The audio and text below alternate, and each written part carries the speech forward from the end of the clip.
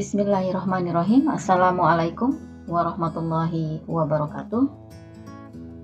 Baik, Bapak Ibu, pada kesempatan kali ini saya akan membuat video tutorial bagaimana Bapak Ibu membuat soal baik UTS maupun UAS di dalam kelas daring masing-masing. Saya akan mencoba menggunakan salah satu fitur yang disediakan dalam LMS ini. Baik, kita mulai. Pertama-tama hidupkan terlebih dahulu mode ubah dalam kelas Bapak Ibu. Baik. Di sini ada topik 1 hingga 4. Saya akan beri nama dulu untuk lebih memudahkan kita. Tutorial membuat soal. Kita enter saja. Lalu tambahkan sebuah aktivitas atau sumber daya. Baik, di sini ada beberapa aktivitas yang bisa ditambahkan dalam kelas kita atau di beberapa topik yang kita inginkan. Saya akan mencoba masuk di aktivitas assignment. Jadi ada beberapa pilihan. Jika Bapak Ibu menggunakan soal yang berbeda, Bapak Ibu juga bisa menggunakan kuis. Nanti akan disampaikan video tutorial lainnya yang akan membahas tentang kuis. Kali ini saya akan membahas terkait dengan aktivitas assignment. Oke, kemudian tambahkan.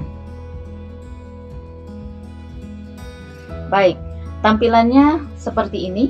Ketika sudah kita tambahkan, kita harus membuat judul terlebih dahulu. Tutorial membuat soal. Baik, Bapak Ibu.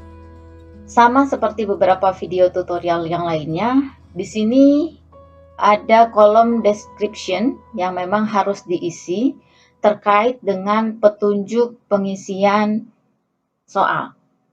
Artinya, Bapak Ibu harus memberikan arahan soal yang akan dikerjakan oleh mahasiswa, bagaimana tahapannya.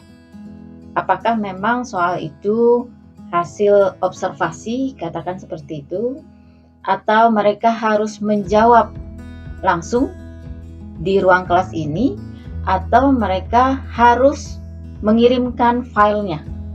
Jadi di sini Bapak Ibu harus menuliskan secara rinci, jelas, petunjuk pengerjaan soal tersebut.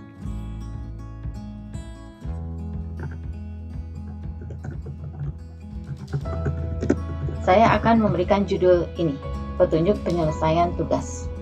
Oke, baik, nanti Bapak Ibu silahkan meneruskan sendiri. Selanjutnya ini ditampilkan di halaman kursus atau halaman muka nanti pada saat mahasiswa membuka soal yang akan dikerjakan. Kemudian selanjutnya ada file di sini. Nah, seperti yang sudah-sudah atau seperti melakukan atau mengerjakan soal UTS atau UAS pada kelas tatap muka, di mana mahasiswa diberikan soal dan mahasiswa langsung mengerjakannya di sana, maka hal yang sama bisa terjadi di sini. Bapak Ibu yang sudah membuat soal, yang soalnya sudah dibuat entah itu di dalam PDF atau dibuat dalam Word sekalipun, itu bisa dimasukkan di dalam kolom ini. Jadi Bapak Ibu tinggal menambahkan tambah. Nanti di sini ada choose file seperti biasa. Kalau memang ini Bapak Ibu sudah memiliki filenya, Bapak Ibu tinggal pilih choose file, kemudian upload. Atau kemudian Bapak Ibu hanya memberikan soalnya di sini, dituliskan di halaman ini, di kolom description. Itu pun boleh. Jadi mana-mana yang membuat nyaman Bapak Ibu ketika akan melakukan ujian tengah semester atau ujian akhir semester. Soalnya akan dibentuk dalam bentuk file atau akan ditulis langsung di laman ini. Baik, saya lanjutkan. Kemudian di sini ada waktu yang harus kita tentukan. Sebagai contoh begini, mata kuliah kita pada tatap muka terjadwal hari Senin jam 8.20 sampai jam 10 sebagai contoh. Akan tetapi kemudian di dalam UTS ini Bapak Ibu rasa bahwa soal yang bisa dikerjakan oleh mahasiswa hanya berkisar sekitar 45 menit sampai 1 jam saja, tidak lebih. Itu ya. Jadi yang bisa menilai atau memahami karakteristik soal yang Bapak Ibu buat itu adalah Bapak Ibu sendiri. Kira-kira jika mahasiswa sudah belajar tentang materi ini, maka kemudian dia bisa menjawab dengan kisaran waktu berapa menit. Ini ya. Ini juga untuk menghindari bahwa jangan terlalu lama, karena nanti ada kemungkinan mereka menggunakan alat pencarian untuk jawaban, untuk membantu mereka menjawab soal. Jangan pula terlalu sempit yang kemudian sulit mereka untuk berpikir lebih baik untuk memberikan jawaban yang terbaiknya. Baik, jika memang jadwal kita adalah hari Senin seperti yang saya sampaikan tadi, maka kita akan pilih di sini tanggal 6 April. Video ini saya buat pada hari Sabtu. Kemudian tanggal 6 April 2020, selanjutnya tentukan waktunya. Kalau saya karena jam 8.20, saya akan berikan di sini jam 8.30. Kemudian due date-nya, penyelesaiannya itu di hari yang sama Bapak Ibu. Kalau memang soalnya itu memang diminta untuk menyelesaikan hari itu juga. Ini karakteristik soal yang memang diberikan pada hari itu dan diselesaikan hari itu juga. Saya akan hanya berikan waktu sampai jam 9.30. Artinya saya berikan hanya 1 jam saja penyelesaian soal ini. Nah, ini untuk soal-soal yang diberikan kepada mahasiswa saat itu juga atau hari itu juga, dan hari itu harus dikembalikan, gitu ya, harus dikembalikan. Sama halnya seperti tatap muka biasa. Akan tetapi jika soal yang Bapak Ibu berikan itu dalam bentuk proyek atau hasil observasi atau hasil dari kunjungan lapangan dan lain sebagainya, maka usahakan Bapak Ibu bijak dalam menentukan kapan mereka mengumpulkan. Contohnya adalah mereka diberikan ruang atau diberikan waktu 3 hari. Maka Bapak Ibu bisa pilih jam 9, waktunya juga bisa diatur seperti itu, mau jam 4 sore, mau jam 5 sore atau malam sekalipun itu tidak menjadi masalah. Ini adalah wewenang dosen masing-masing mengaturnya.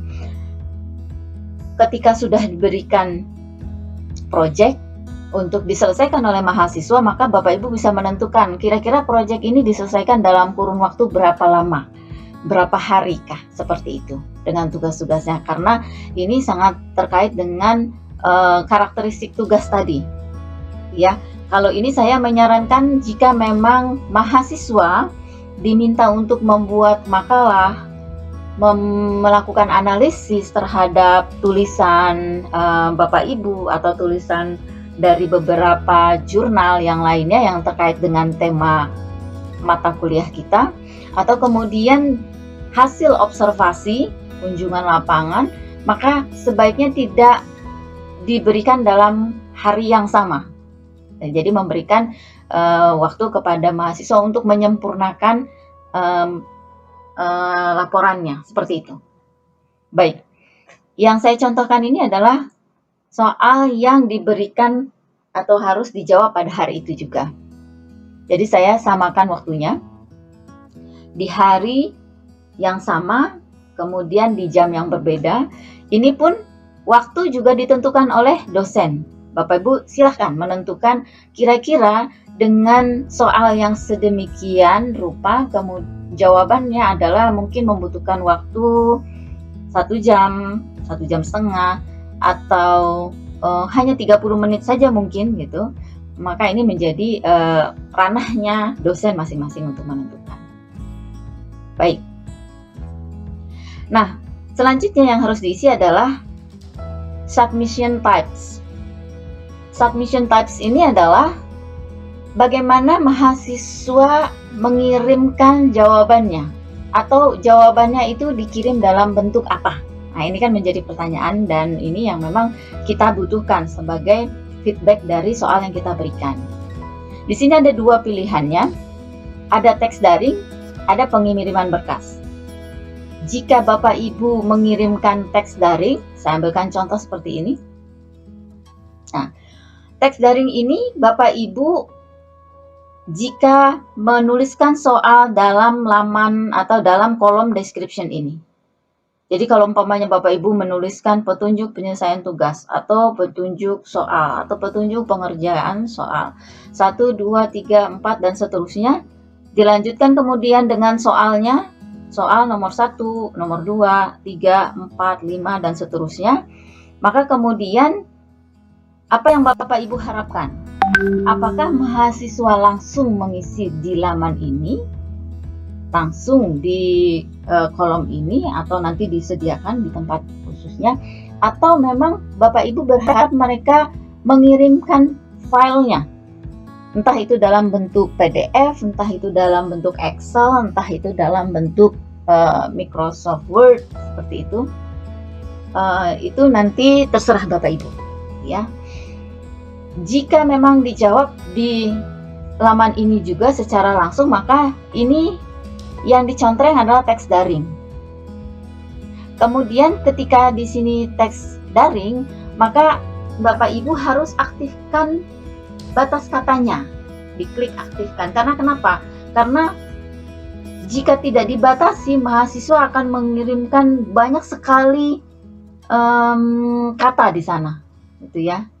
Sebagai contoh begini, kalau memang jawabannya itu dibutuhkan hanya sebatas kita membuat abstrak dalam jurnal, itu mungkin kurang lebih sekitar 250. Ada yang sampai 500 kata. Gitu. Jadi kalau Bapak Ibu akan menuliskan 500 kata, pastikan bahwa itu memang mahasiswa tidak lebih dari itu. Ya. Jadi kalau umpamanya Bapak Ibu bisa mengira-ngira, itu mungkin sekitar setengah halaman atau kurang. Jadi karena abstrak itu tidak boleh juga terlalu banyak. 250 itu pada umumnya, tapi ini batas maksimal. Seperti itu ya, ini batas maksimal. Ini 500 kata. Nah, akan tetapi jika Bapak Ibu meminta mereka mengirimkan hasil observasinya, hasil kunjungan lapangannya, analisis jurnal atau analisis tulisan Bapak Ibu contreng pengiriman berkas di sini. Oke, di sini contreng pengiriman berkasnya. Berapa yang diminta oleh Bapak Ibu? Maka di sini tuliskan. Kalau jumlah maksimum berkas yang dikirim 1, maka 1. Jika 2, 2. Kita tulis 1 di sini, kita pilih 1. Oke. Jika yang dipilih adalah pengiriman berkas, maka di sini juga harus ada ukuran maksimum pengiriman. Saya kalau boleh menyarankan, Bapak Ibu jangan meminta mahasiswa mengirimkan foto, gitu ya. Jangan meminta mereka mengirimkan foto, karena itu akan mengambil memori yang lebih banyak, gitu ya. Jika satu mahasiswa mengirimkan foto, maka bayangkan jika semua mahasiswa mengirimkan itu. Jadi usahakan itu dalam bentuk file Word, PDF, Excel, atau apapun yang Ibu butuhkan, tapi usahakan tidak dalam bentuk foto atau video. Baik, di sini ada ukuran maksimum pengiriman. Saya pikir kalau 1 GB itu memang sudah terlalu tinggi.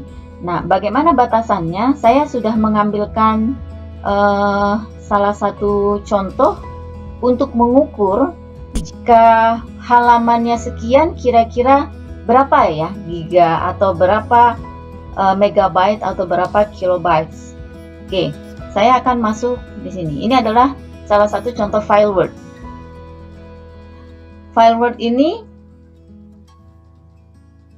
sekitar 99 halaman.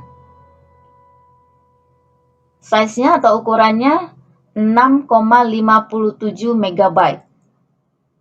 Saya buka untuk melihat berapa halaman jika size-nya 6,57.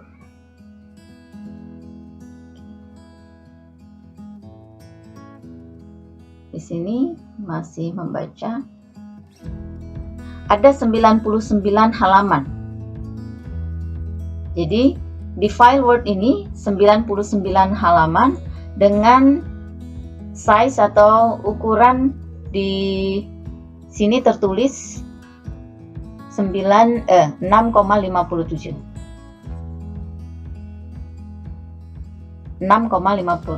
megabyte ya. Jadi saya pikir kalau umpamanya makalah short makalah begitu ya, tidak mungkin sampai hampir 100 halaman gitu ya. Mungkin sekitar 20 itu juga sudah banyak begitu ya. Atau mungkin antara 10 sampai 20 halaman untuk sebuah laporan itu masih memungkinkan. Jadi tidak terlalu memakan memori yang banyak, 6,57 megabyte. Oke, kita kembali ke kelas daring. Nah, Bapak Ibu tentukan di sini dengan 99 halaman saja tadi hanya membutuhkan 6,57. Jika Bapak Ibu tentukan di sini 50 megabyte itu sudah sangat mencukupi. Saya mencoba menyimpannya di 10 megabyte. Nah, ini diberikan kebebasan kepada Bapak Ibu untuk memilihnya. Ya, sebaiknya memang tidak terlalu tinggi karena begitu sudah dibatasi ukuran maksimum pengiriman 10 megabyte, maka kemudian ketika mereka akan mengirimkan lebih dari yang kita sudah batasi, itu akan tertolak dengan sendirinya. Baik, saya akan mencoba mencontreng dua-duanya karena kita akan memberikan contoh untuk kedua-duanya. Bagaimana kalau umpamanya teks daring itu diberikan, kemudian mengirimkan berkas juga. Baik. Kemudian di sini ada beberapa penilaian. Bapak Ibu menentukan penilaian ini ada beberapa tipe. Apakah itu dalam bentuk skala gitu ya, atau kemudian dalam bentuk poin. Saya pilih yang poin saja. Ini nilai maksimum yang diberikan pada tugas mahasiswa. Ini penilaian maksimum 100. Kemudian ada yang memberikan kategori penilaian. Mau kategori penilaiannya seperti apa? Kalau tanpa kategori itu juga tidak menjadi masalah. Biasanya ini ada beberapa kasus jika soalnya itu harus diberikan dalam bentuk yang berbeda.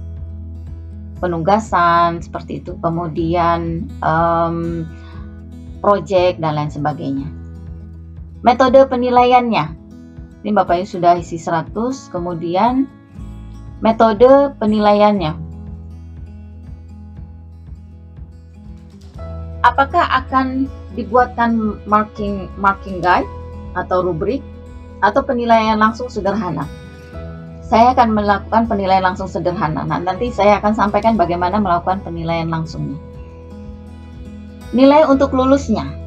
Di beberapa dosen di sini memberikan batasan nilai lulusnya. Artinya jika dituliskan 70, maka batas kelulusannya itu 70 dalam UTS ini. Tetapi jika kemudian batas kelulusannya 80, maka 80. Jika kurang dari itu, maka akan dilakukan remedial. Ini biasanya dilakukan di akhir tugas untuk menentukan kelulusan mereka. Karena soal UTS dan UAS adalah bagian dari nilai akhir, maka tidak diberikan batasan untuk nilai lulus pun ini tidak menjadi mengapa. Oke, kemudian ini nilai-nilai saya tutup. Kemudian pengaturan modul yang biasa saya tidak klik di sini. Kemudian pembatasan akses. Pembatasan akses jika Bapak Ibu akan mengisi di sini, ini dibolehkan. Jika tidak pun kita sudah membuat batasannya di sini. Seperti itu. Di sini kita sudah membuat batasannya. Jadi kita bisa klik saja ini. Ini setelah semua terisi, Bapak Ibu kembali simpan dan kembali ke kursus.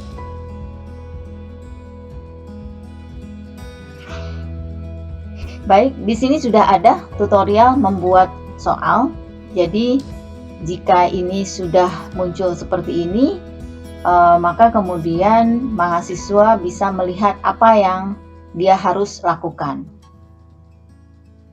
Oke, baik.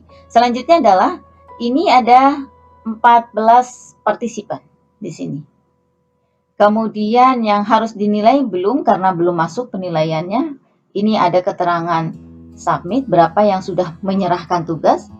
Kemudian berapa yang harus kita nilai, gitu ya. Terkadang submitted ini tidak sama waktunya. Ketika Bapak Ibu sudah melakukan penilaian, ternyata ada lagi yang masuk, gitu, ada lagi yang submit, maka kemudian kita diingatkan oleh need grading. Nanti akan diingatkan ada beberapa lagi yang memang belum kita lakukan penilaian. Kemudian due date ini jam 9.30, time remaining-nya 2 hari. Jika memang tadi saya berikan waktu tadi untuk pengiriman berkas, ya. Oke. Nah, bagaimana melakukan penilaiannya?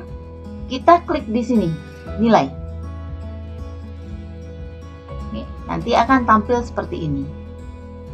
Nah, ini ada Pak Rektor di sini. Jadi saya ada beberapa user di sini. Peserta dalam kelas ini ada Pak Dede, ada Bu Rara, kemudian ada Pak Aming, ya. Jadi ada 14 orang di dalam kelas ini yang memang ini dibuat untuk kelas tutorial. Nah, ketika para peserta mengisi atau mengirimkan soal di sini, mengirimkan jawaban, maka jika itu jawaban yang langsung, maka akan tersimpan di halaman ini. Di halaman ini. Kemudian nanti kita akan lihat di sini, akan kita berikan komentar balik. Kita akan mengirimkan komentarnya atau tidak. Nah, kalau memang dibutuhkan untuk penilaian kembali, maka ini sebaiknya diisi. Gitu ya, ini sebaiknya diisi. Di perkuliahan tatap muka pada saat UTS atau di akhir pembelajaran, kita atau mahasiswa diberikan kuesioner untuk penilaian KBM seperti itu. Kemudian salah satu poin atau salah satu indikator penilaiannya adalah apakah dosen mengembalikan soal atau jawaban UTS atau UAS, gitu. Ada salah satu indikator yang mengatakan itu.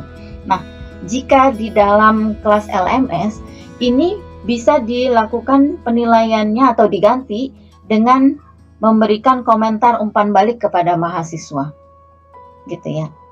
Atau kemudian jika itu dalam bentuk file, maka file itu sudah dibaca oleh dosen setelah dinilai, kemudian diberikan penilaian tersendiri, dan kemudian diberikan komentar oleh dosennya, kemudian dikirimkan kembali kepada mahasiswa di dalam kelas ini itu pun menjadi salah satu bukti untuk mengisi indikator bahwa dosen mengembalikan soal atau jawaban mahasiswa ketika setelah melakukan UTS atau UAS.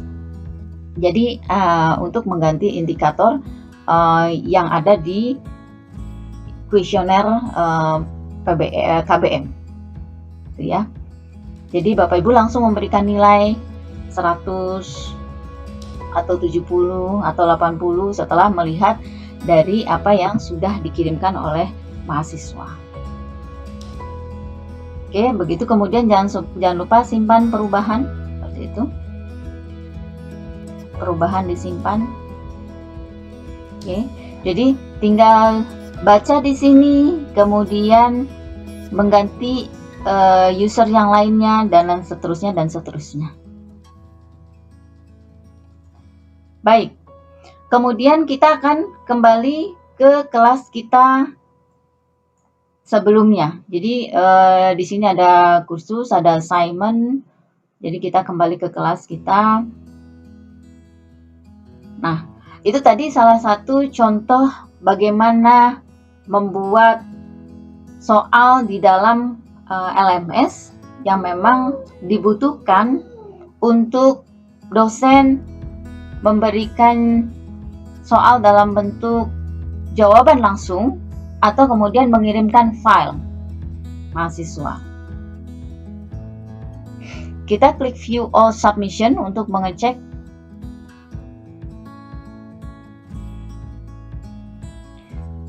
Oke, siapa-siapa saja yang kemudian sudah mengirimkan jawaban ujiannya. Oke. Kemudian di sini nanti kita bisa lihat semuanya kelas kita. Oke. Yang sudah saya beri nilai tadi adalah Pak Amin. Saya sudah berikan nilai 100 di sini. Bapak Ibu mau rubah, mau di-upgrade, nanti itu juga boleh, silakan. Kemudian diberikan komentar di sini, itu pun boleh. Itu tadi yang saya katakan, ketika Bapak Ibu tadi di kolom yang disediakan memberikan komentar, maka akan ter-record di sini. Itu bagus untuk feedbacknya mahasiswa. Biasanya mahasiswa butuh untuk peningkatannya jika memang nilainya kurang, seperti itu, sebagainya. Baik. Mungkin itu yang saya bisa sharing ke Bapak Ibu sekalian, bagaimana kemudian melihat nilai-nilainya, memberikan nilainya, dan lain sebagainya. Di sini karena tadi ada pengiriman berkas, nanti jika mahasiswa sudah mengirimkan berkas, maka di sini akan tertulis apa yang sudah dikirim oleh mereka, seperti itu. Jika ada teks daring, Bapak Ibu nanti tinggal klik saja di sini teks daringnya apa. Jadi sangat memudahkan kita.